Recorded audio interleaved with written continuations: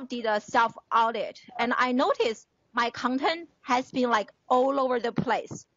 So my transition kind of in my career, it really helped me to be more focused in terms of what I want to accomplish in maybe 5 or 10 years. What is my future? I really want to align my content with my career goal, and which is something I haven't been doing because I was like all over the place. And like, you know, on Snapchat, many people, they kind of categorize people on Snapchat by using an emoji to kind of symbolize the content of this person. And I was asking myself, what emoji can people use to describe the content I was producing? I couldn't think of any. So I was like, that is a big mistake in my personal branding. I don't have a clear, consistent message. So right now, I really see my goal as education and innovation. So I start to create more content aligned with education and innovation. And a few days ago, I also wrote another article, and I discovered from Gary Vee again, and he interviewed Adam Brown, who is the founder of this university called Mission U, which is a 1-year tuition-free college, which is really radical from the traditional college that I am familiar with. So I produced a blog article regarding that interview. And that article definitely also gave me lots of traction. So I'm slowly starting to create more content aligned with education, innovation, change, and also reflect on my own personal journey, you know, how I used to be a digital dinosaur. That's how I call myself. And just reflecting on my personal journey, how technology and social media transformed my own teaching career, and how I can help others by building a bridge between myself and higher education with those people who are doing really amazing things forward, doing innovative practices. And so that is one approach. My second approach is I want to identify the movers and shakers in education and innovation and start building connections with them, engage with them on their content, and hopefully they can feature some of my articles and just contributing to their content. So I have different pieces, but all of them are moving toward my end goal, which I think I'm much more strategic than before, which was kind of like scattered all over the place, which is one mistake. I hope other people can learn from my mistake. When you are on social media, it's so easy to be distracted, and we always want to chase after the shiny object. You know, hey, this person is doing this, I need to do that. But the important question we need to ask is why? Why you are on this platform? Why you are doing this? Ask that important why question before you embark on a journey. Yeah, I definitely agree with you. And but of course, it's really interesting too because, you know, like for example, like, you know, like there's many different platforms coming out almost every day, basically. And of course, like especially now with live streaming, you know, we've seen a lot of different live streaming platforms coming out, and it's like a hit and miss, and it's like, you know, it's a fear of missing out on that. But you touched on the point that you said that, you know, you have to ask the question of why. So here's a question: why do you think it's important for anyone, especially entrepreneurs and those who are trying to reinvent themselves? Why do you think they should use live video?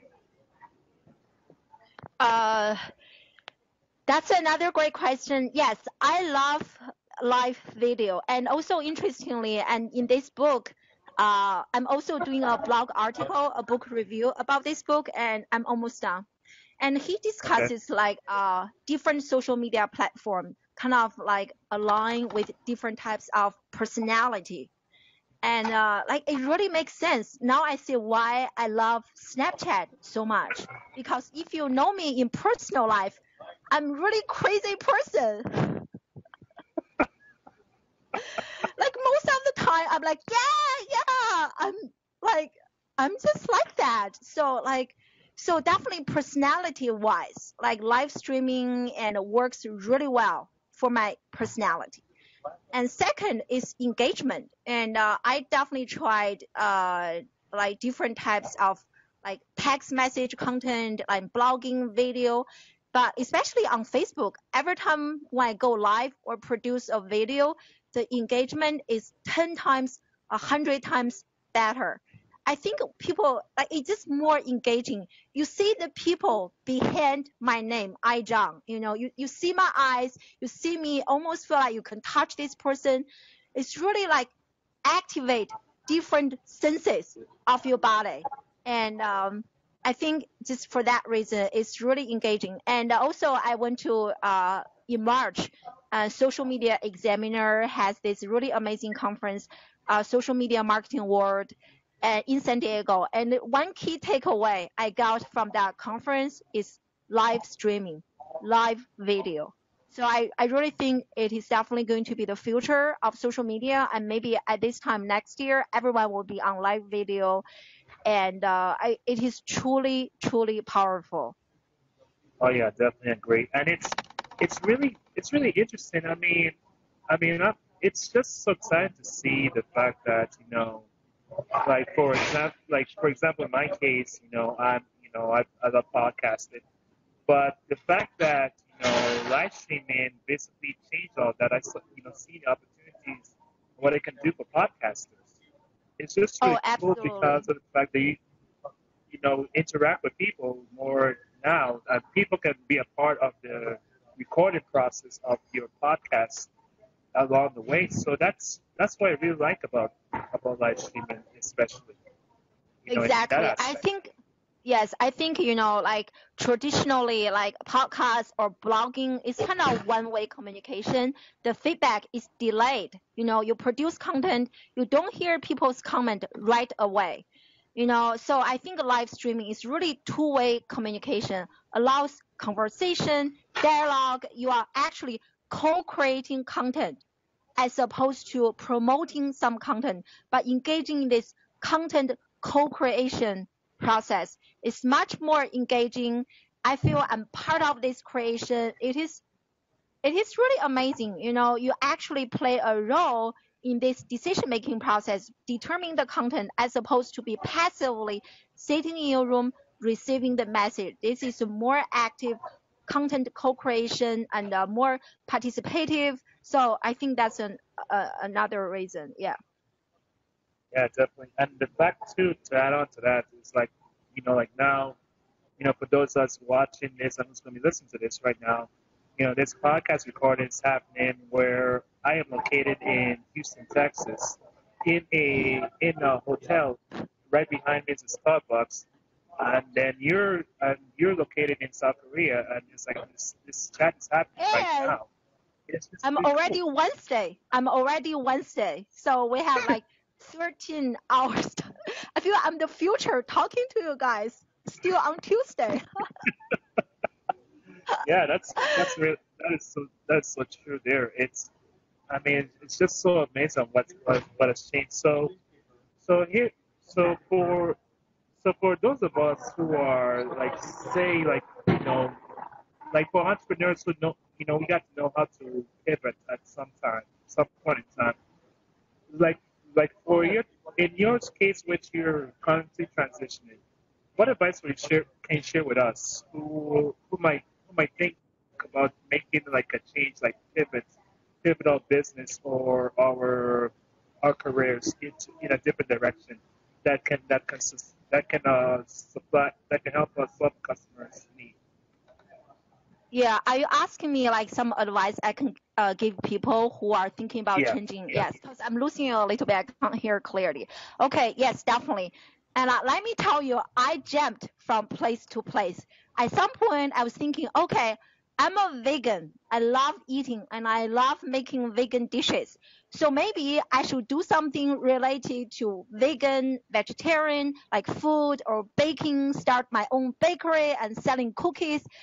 But then I was thinking, okay, that has nothing to do with like my personal brand so far. So I think, also in Mark Schiffer's book, he discusses importance between passion and sustainable interest. Now I see And cooking is my hobby. It is something that I'm passionate about. I enjoy doing like as a kind of a break. Once in a while, I kind of take a break, but it is not a sustainable interest for my career. You know, I can see myself getting tired of it if I do it on a daily basis.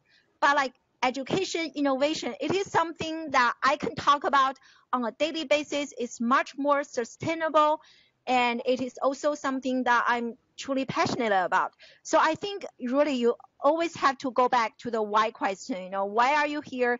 What is your mission? Why are you on this universe? What do you want to see to happen to you when you are 80 or 70 years old? What do you project for your future? You really have to ask and understand who you are, you know. And like for me, for this transition, it seems like really simple, maybe in retrospect, but I really went through lots of struggle, you know, to really understand myself. I think Gary Vee, again, talks about this self-awareness.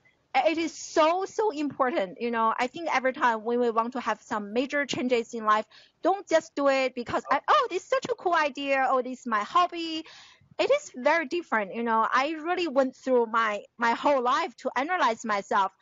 Like I start like my life, I have always been interested in education. Even for my dissertation topic is education, PR, public relations education.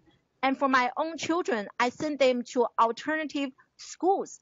And I did many years ago, I subscribed to like newsletters and listserv that talk about education, alternative education, education reform. So education has always been there with me. So I see this is something that has always been in my heart. You know, this is why I'm here in this society, in this universe, is to do something about education. And so I think really a process of diving within and also like trying to have an intersection between my passion and interest and my career to see how everything can come together. Okay, so